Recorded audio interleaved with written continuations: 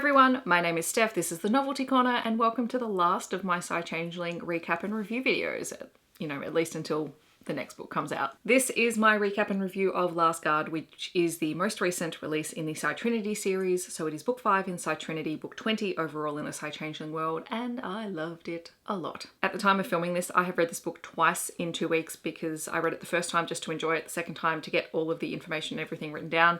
Also because I finally got my physical copy and I have, got all my tabs and everything in here. This was an absolute delight to read and I really enjoyed having another Psy couple. I think they are my absolute favourites to read about. And yeah, I've got a lot to talk about. So buckle in, get a cup of tea, get yourself a drink, get comfy, and let's talk about Last Guard. All right, before we begin with Last Guard, I am going to preface this and say this is all going to be spoilers. I'm going to be talking a lot. I'm hopefully going to be coherent while I talk about it. The way that I am going to break this up in a moment, I'm going to share the content warnings. I'm also going to talk a little bit about the anchors and what they are in the Psy world, just because I think I need to preface that because it took me a while to wrap my head around exactly everything that we find out about them in this world.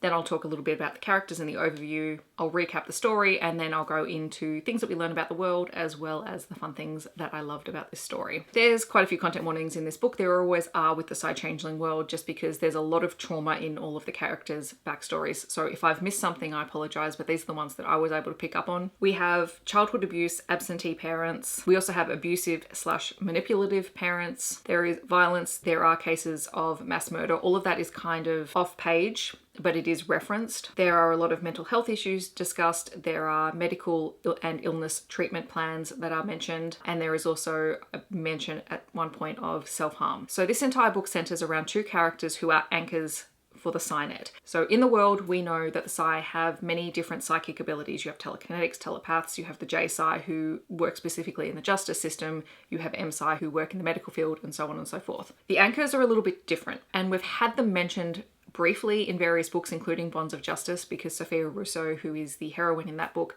is a minor anchor. So we sort of started to get hints of what they were, but the reality is that the majority of the characters in the Psy world don't actually know what anchors are themselves. So in this book, there is a lot of information about who and what the anchors are and how they function. For anyone who's new, and if you are new, I apologize in advance because this is probably going to seem really out there. We know that the PsyNet is a psychic network that provides biofeedback to all of the Psy and allows them to function. Anchors are Psy who are born with the ability to merge with the PsyNet on a foundational level. So essentially their minds connect with the PsyNet and they help keep the foundations of it solid. And the way their minds work are very different to the other Psy. And some of them even have the ability to communicate with the net minds, which is something that Sophia Russo was able to do. In this particular book, we focus on anchor hubs, and those are the Psy who are usually cardinal anchors who can stabilize entire regions. So you might have a minor anchor who just influences a small amount of the psychic space in the PsyNet, whereas anchor hubs usually have much larger regions. And as I said, most of them are cardinals, but because it's basically an inert power that doesn't really affect anything else, it's not something that's recognized, and it doesn't give them any extra additional abilities beyond maintaining their sphere of influence. Part of what the anchors are able to do is access the substrate of the PsyNet, which is like that below foundations level, which most of the other Psy are not aware of and they don't know how to access because they can't even see it. So it's something that's very unique to these particular characters. Essentially, when anchors work on the substrate level, they have to make a choice whether to exist in the physical plane or on the substrate plane. And so if they're working in the substrate, quite often they end up unconscious because their entire sense of self has to be physically in one place or the other. What we find out at the beginning of the book is that this substrate level, so the layer underneath the foundations, is overgrown with what they term weeds. It's something that seems to be growing as the PsyNet has been getting sicker. None of the anchors in the book really understand what these weeds are there for, and they're kind of cautious and unnerved by them, which we find out more about them at the end of the book, but that's where we start off. So they're very unnerved by this change in the substrate. And as I said at the beginning of the book, and it pops up the whole way through the story, whenever the anchors interact with other members of the Psy race, the other Psy do not understand what the Psy do, and they don't understand the importance of the anchors until this book. So that is all the information about the anchors. So hopefully that makes sense and sort of sets up some of the context for the the recap. In Last Guard, we are following the relationship between Payal Rao, who is the CEO of the Rao conglomerate. She's a cardinal teleport capable telekinetic, and she is also the anchor hub for Delhi. She is a very strong alpha female character, and she is also neurodiverse. So the whole way through the book, she talks about these manic episodes that she has, and she regulates those through the use of medication. But it's something that her father, who tries to control all of his children, holds over her. That said, she has managed to take over as CEO of the family's conglomerate, and she's constantly battling both her father, who was injured in a riding accident and so no longer walks, and her older brother Lalit, who is a psychopath and would basically like nothing better than to kill Payal and get her out of the way. She also has a younger sister, Karishma, who she's currently hiding from her father because she doesn't trust that he will keep her safe. Her home base is in Delhi, and she lives in the family home called Vara, which means blessings, and we spend a lot of time in Vara, and also the home of her hero. So Canto Mercant is 39 years old. He is a cardinal telepath and also an anchor hub.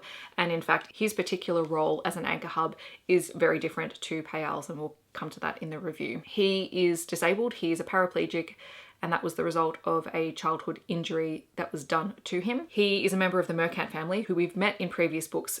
Silver, who we met in Silver Silence, is his younger cousin.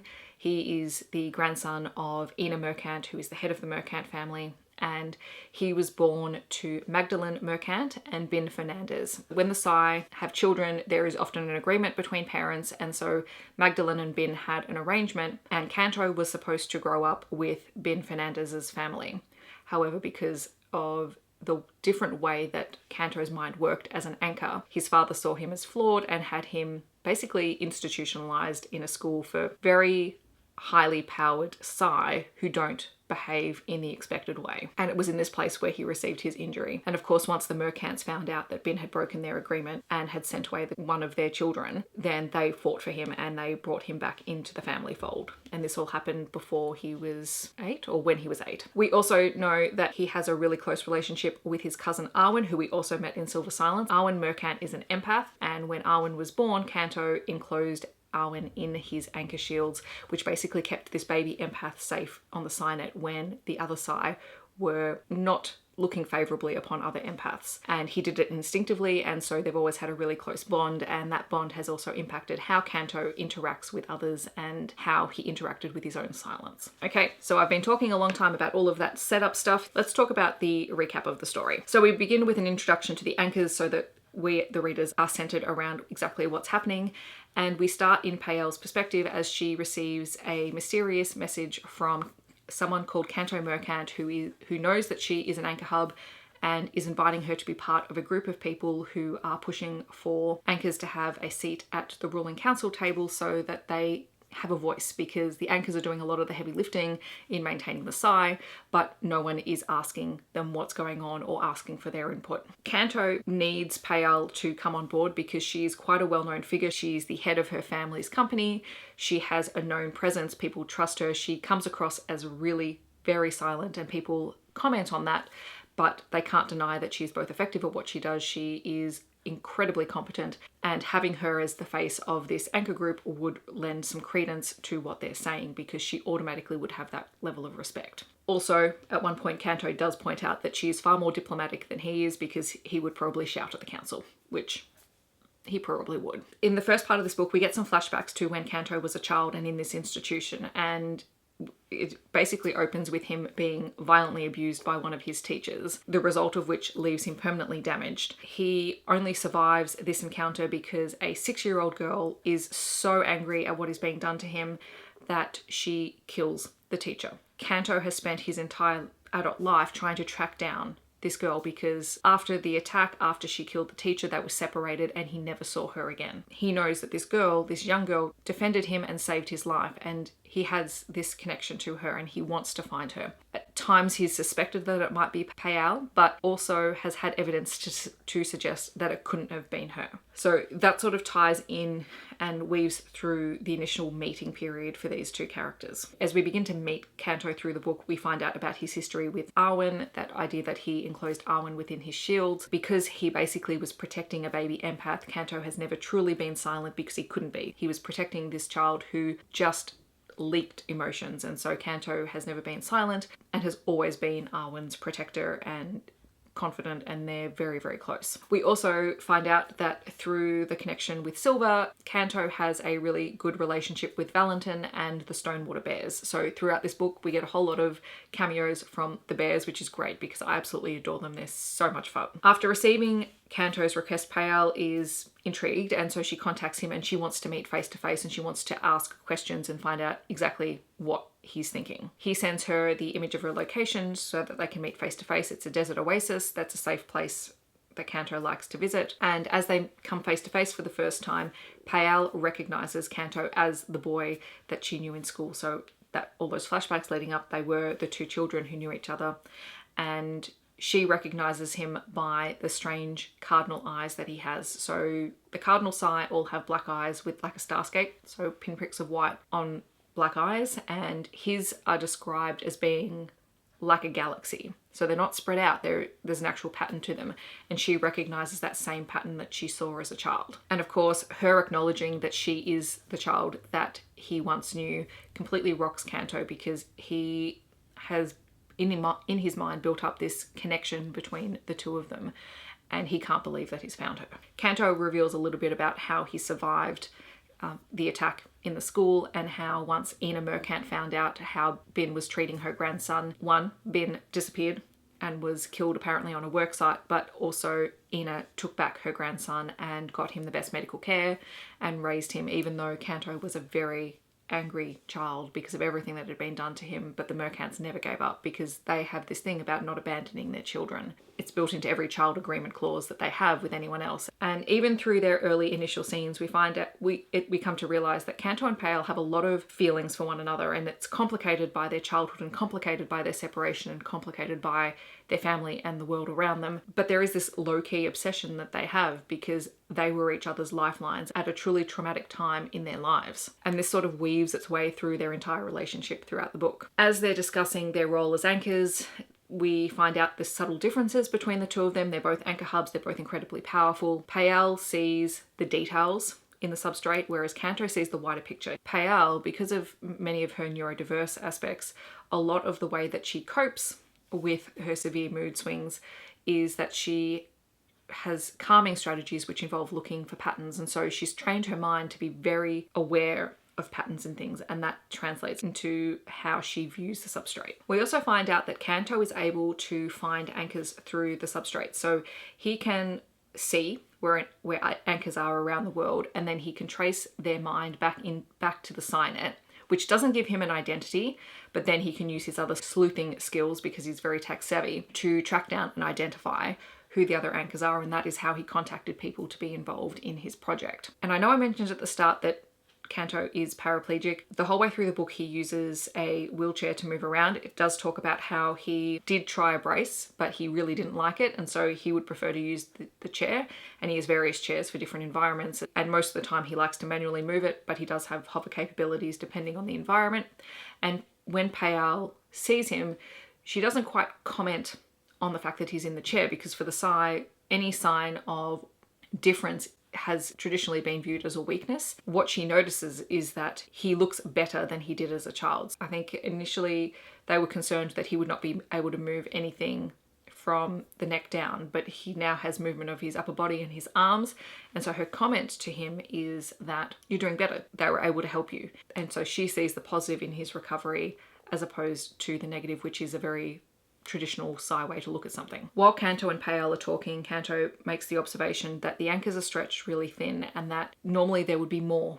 Traditionally in the past there would have been more anchors and more overlapping areas of control for them. However, now if they lose even one anchor, it could cause a catastrophic failure, and if an anchor dies, parts of the signet actually collapse, and the minds that are enclosed in that space would die as well, because they lose their anchor to the psychic network. The other thing that's interspersed throughout the story are these little snapshots that we see with the architect, who was the leader of the consortium, but we now know is sort of playing for her own gains.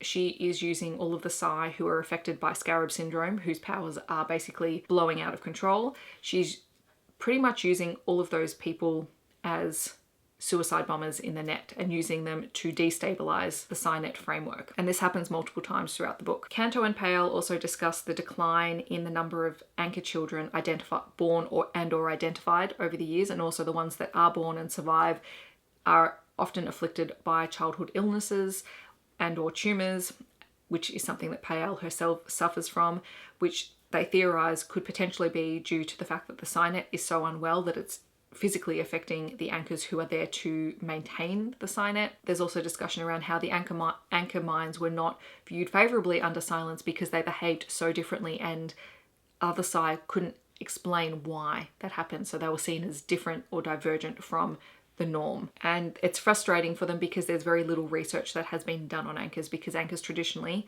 have been very insular, they've been loners, and they don't share what they do with others. So it's sort of this weird street that goes both ways, where the Psy don't know anything but the anchors have never shared because no one has ever asked them. At the end of their first discussion, Canto tells Payal that he wants her to be the face of the Anchor Advisory Board, which will then present their case to the ruling council.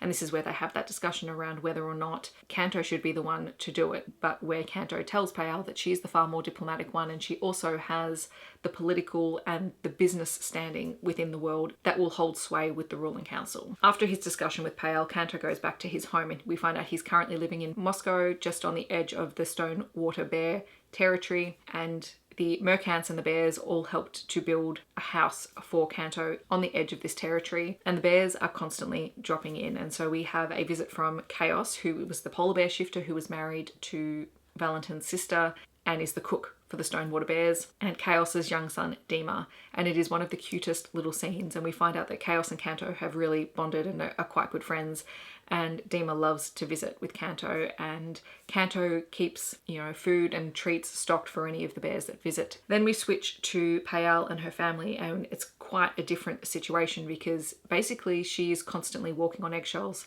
within her own home.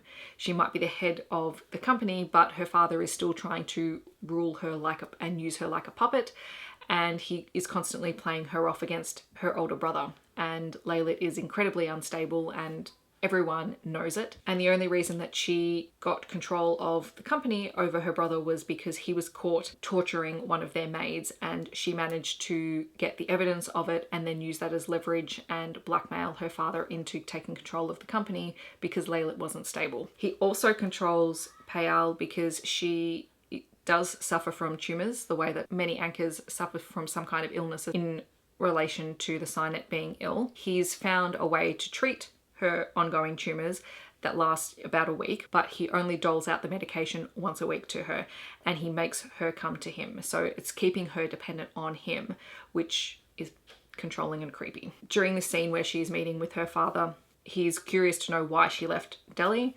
and so she's forced to tell him that she had a meeting with a mercant, and the mercants are quite well known among the Psy. They are known to be very secretive. They don't do business deals with many people at all. And so her father is quite impressed because the mercants haven't dealt with the Rows for generations. While she says, it's a new thing. We don't know if it's going to go anywhere, but I may need to make further trips in order to see how this will play out. So she's giving herself a cover for the time that she's going to be spending with Canto and the anchors. Of course, when she asks Canto if the mercants will corroborate and reinforce this cover, he offers to get rid of her brother for her and potentially her father as well, because he's very fiercely protective of her. They then meet again physically in the desert oasis. They're about to meet with the other anchor hubs that Canto has contacted to be part of this advisory board. Canto does reveal to Payal that the reason he wants to protect her is because she saved his life, and to a mercant that means that he makes sure that he repays that, and he intends to do it not just because she saved his life, but because he has feelings for her. All the way through all of their interactions, Canto is constantly looking after and feeding Payal.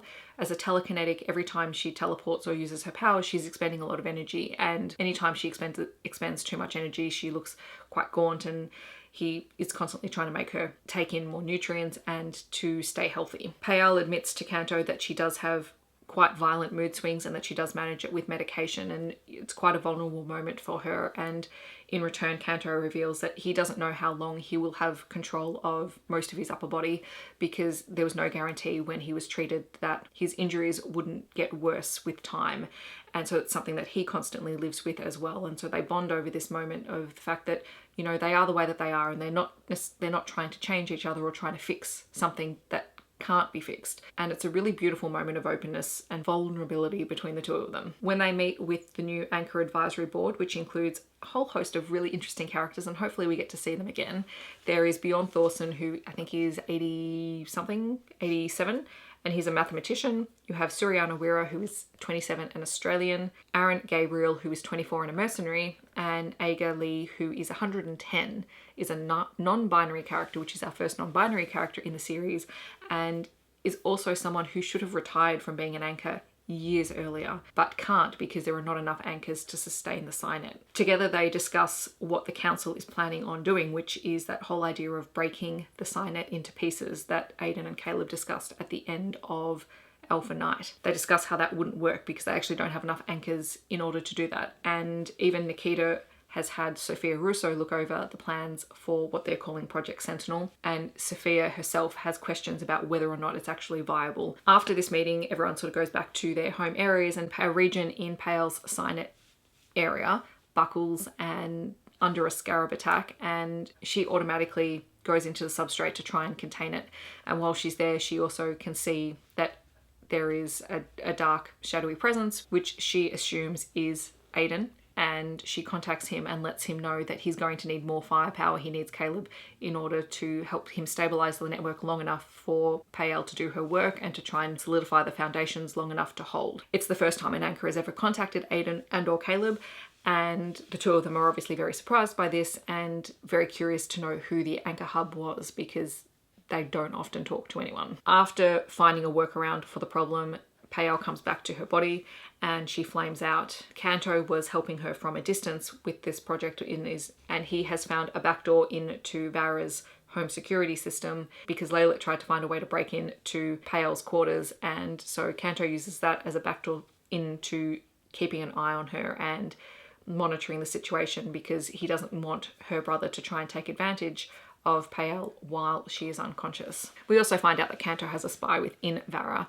who is also keeping an eye on the situation. Then we have a discussion between Caleb and Aiden discussing the Signet break and also the mysterious anchor. And I love this scene because Caleb is very, very frustrated that he does not know that much about the anchors, and when Payal told them that she was working on the substrate level, he has no idea what that is. And Caleb is someone who needs that information. He thrives off having all of the information and all of the puzzle pieces, and this is something he doesn't know. And so it drives him absolutely nuts. But what he does eventually do is identify Payal as the anchor hub for Delhi so that he is able to contact her directly. When she wakes up, Payal wants to visit with Kanto, and so he gives her another picture lock so that she can teleport to him. And she's really annoyed with him when she realizes that she now has access to his home, because once a teleporter has been to a place and has an image lock, they can get there whenever they want. And by giving her access to his home, he's demonstrating an incredible amount of trust in her, and she doesn't know why. And that really unsettles her. While she's there, she does have a manic episode, and Kanto stays with her throughout it. And after a while, she's very overwhelmed and she leaves. And Kanto is visited by a lost bear cub, and later Valentin as well, who comes to collect said bear cub. And it's an interesting scene because Kanto comes across as this very gruff, alpha, grumpy character. And you have these scenes where he's comforting Payal and he's looking after this tiny little bear cub that really contrast with what we think we know about him. There's another scarab attack on the Signet, this time with Kanto doing the heavy lifting, and when he flames out afterwards, Payal contacts Silver to let her know that her cousin is probably unconscious, and we find out that Pavel, who is one of the bears who's head of security for Denholm, was already on his way to visit with Kanto, so Silver retasks him with making sure that Kanto is in bed and sleeping and okay. And then there's a conversation between Silver and Arwen, who are talking about the fact that Kanto seems to have gotten himself involved with Payal Ral,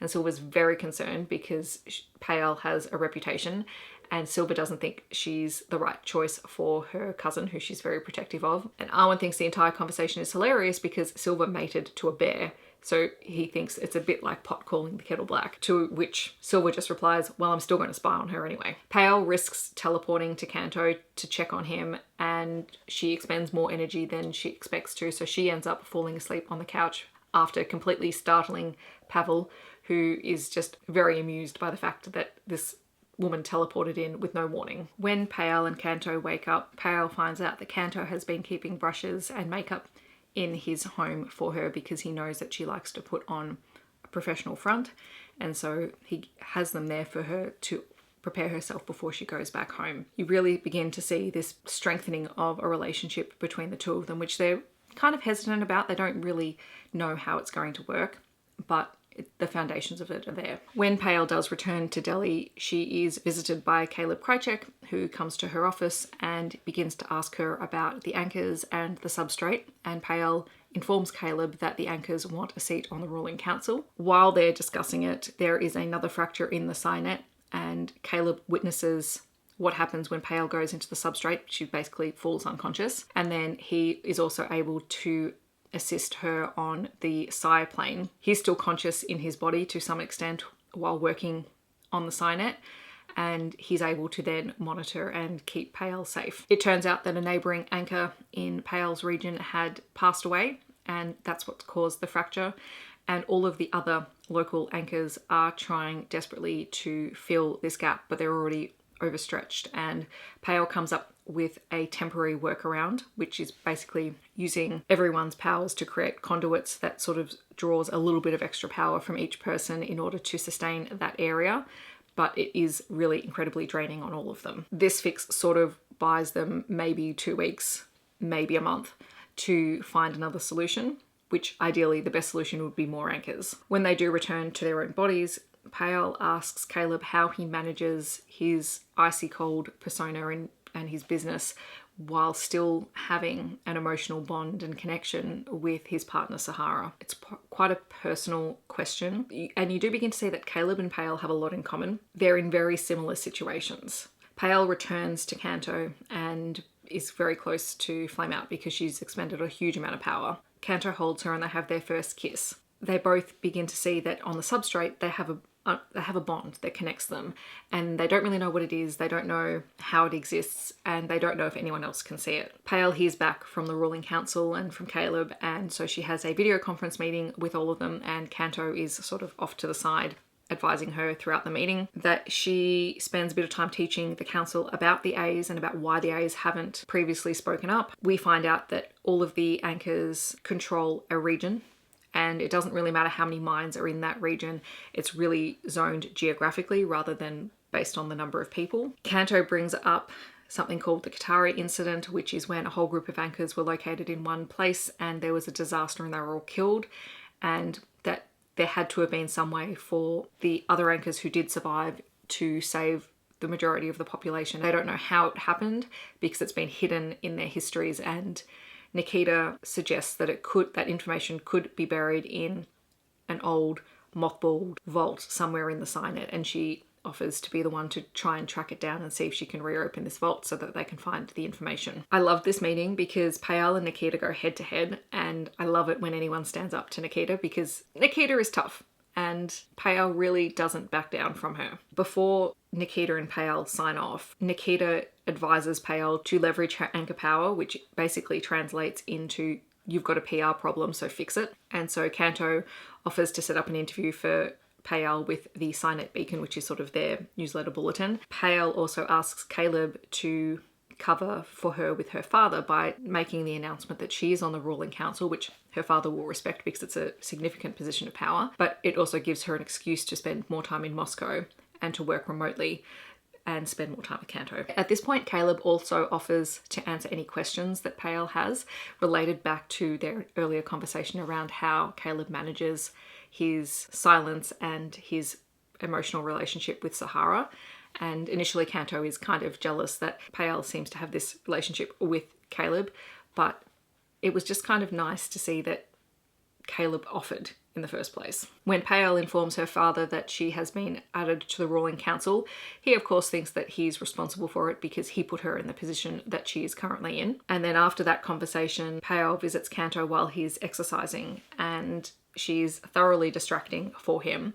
And at one point he offers intimate skin privileges, but it becomes complicated because they both have this need for control. Payal needs to control her emotions and her emotional reaction to things, and Canto needs to feel like he's in complete control of his body because for the longest time he wasn't.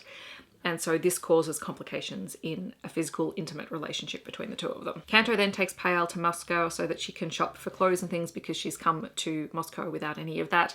And it's a good exercise in PR because she's out in the public and she's buying from local businesses. And Canto is her chauffeur and waits in the car. Arwen and Pavel stumble across them because they're in the beginning stages of their relationship, and they're both very interested in the fact that Canto is having this relationship with Payal.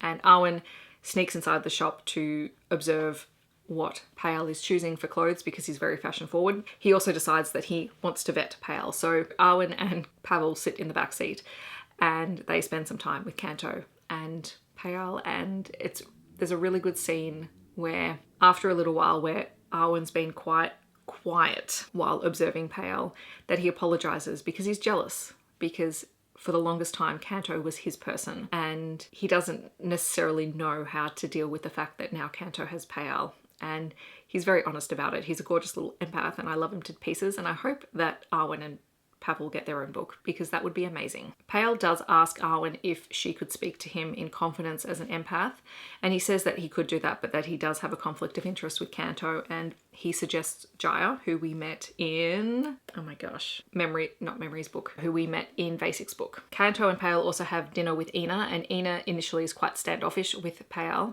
and doesn't believe that she is worthy of her grandson. However, during their tea, Canto has a severe back spasm and it causes him extreme pain, and Payal, despite Canto wanting her to stop, takes some of his pain away for him and experiences it so that it lessens his. And she does this in full view of Ina, who suddenly realizes that Payal would do anything to make sure that Canto is safe and happy and healthy. And so she changes her tune a little bit. Payal begins to meet with Jaya, and we get this in the form of a medical report where Jaya gives her opinions and her thoughts on Payal's mental state. A really, truly gorgeous scene. And it's just this tiny little moment where Canto rents out a greenhouse in Moscow for the day for Payal because the one thing that she's always wanted to see is cherry blossom trees, and she's never seen them. And this particular greenhouse has a whole avenue of cherry blossom trees. So he takes her there and it is just a gorgeous scene. And after that, they have their first sex scene, and there's commentary from Canto who's saying that, you know, Valentin has spent a lot of time talking to him about being intimate with a partner and how to look after a partner. It's interesting because both of them are virgins because they don't get intimately involved with one another. Most of the time they haven't had sex, so these two characters are very new to it. And Canto says, you know, we're probably going to mess up, and Payal's very confident that they won't, because she's a very confident person. But in the moment, she's also very direct about what she likes. So she's communicating really well in that scene. And of course, because she's telekinetic, all of the telekinetics in the series, there's always weird, quirky things that happen in the sex scene, like the fact that she levitates the bed and everything goes flying in a tornado around the bed while they're in the middle of the act. Payal has this thing about telekinetically removing her clothes, but she doesn't remove any of Canto's until he gives her permission because of that control that he wants over his own body and that bodily autonomy. It was a really cool scene because it shows that they actually understand each other and they respect one another's boundaries. Afterwards, Payal and Canto meet with Sophia Russo and they sort of welcome her as an anchor, and she promises to look into some of the historical records about anchors to see if she can find any more information about how things were handled in the past, because they're currently working on things that are happening in the present, but she can look into things in the past. Nikita manages to unlock the old archive and goes in with Payal, and while Nikita and Caleb are unable to find the information, Payal finds it in only a couple of minutes because it was left there by an anchor who left signs that another anchor could read. And what Payal uncovers is that the anchors have the ability to transition a large group of minds from one location on the Cynet plane to another location on the Cynet plane. Now that they have this information, Payal and Canto begin to plan for this so that they can release some of the pressure on particular areas in the Cynet. So the Cynet is like the geographic location of a mine on the SciNet doesn't always correlate to their location in the physical world. So what they're planning on doing is moving a large number of mines from the SciNet to another section so that they can actually have some overlapping areas with the anchors. So they make this plan, they inform the ruling council, and they also speak to all the other anchors, and they put this plan into place. In order to do this, Payal has to return to Delhi. All the anchors have to be in the physical location of where their anchor point is. And we find out that Kanto started this whole thing, this idea of getting all of the anchors organized together because of a dream that he had. And he said it was a really broken dream. And Payal asks if it could have been a message from the netmind, which is really fragmented at the moment. And he realizes that's probably the case. The netmind has constantly been trying to fix all of the problems, and has been using the people who can solve those problems to do that, which, you know, is a really cool concept, because we've seen the netmind go from these two sort of sentient minds in the SciNet to now this very broken thing that's still trying to save itself and the people that it's responsible for. So they start this process of relocating all of the mines. They call it the occlusion, and as all of the anchors connect to one another, they basically create this super anchor that literally drags the mines from one location of the net to another. It's a really cool kind of concept. I could sort of visualize it, and it seems really cool. To everyone's surprise, there are 0 fatalities through this process, and it stabilizes the net for a period of time. We cut back to the architect who has witnessed this massive display of power but doesn't know where it's come from, and she thinks that it has to be another scarab who she's unaware of because it was such an incredible use of power, but she doesn't realize yet that it's the anchors who are working together. As a result, she does send more of her scarab soldiers out so that they can continue to destabilize the net. Back in Delhi, Lalit goes off the rails and ends up killing their father and threatening to go after Karishma. Afraid for her sister, Payal asks for Kanto's help, and he asks for permission to kill her brother for her. And so he tricks Lalit into teleporting to his home in Moscow and ends up shooting Lalit in the head, which he comments that the only way to take out a telekinetic is to do it by surprise and to do it quick. And as a result, Payal is able to consolidate her power within her family. She's able to weed out anyone who was loyal to her brother or to her father who would be detrimental to the business.